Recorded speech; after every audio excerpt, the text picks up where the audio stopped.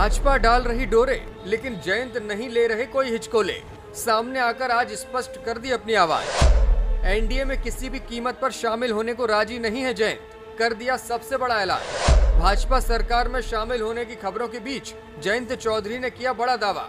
सपा के साथ गठबंधन पर कही ये बात।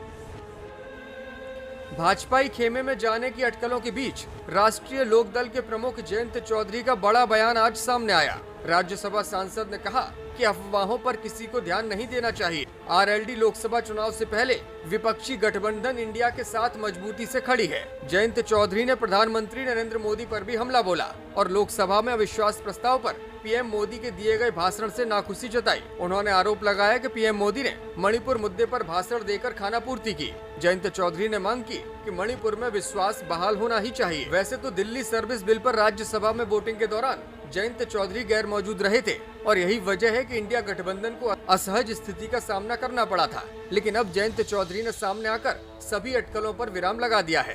पिछले कुछ वक्त से लगातार ये बात कही जा रही थी कि जयंत चौधरी की बीजेपी के साथ डील हो गई है।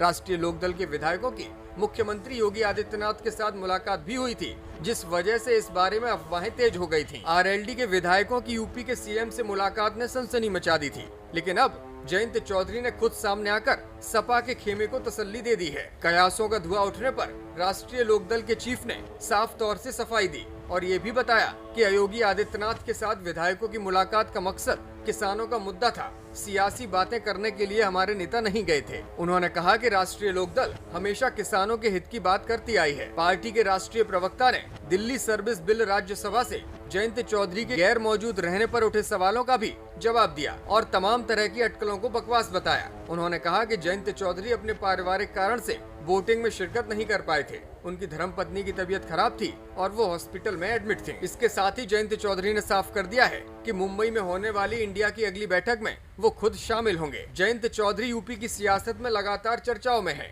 और अब उनकी सफाई साफ तौर से ये दर्शा रही है कि वो इंडिया गठबंधन का ही हिस्सा बनकर रहेंगे। भारतीय जनता पार्टी के साथ आने को वो कतई तैयार नहीं है।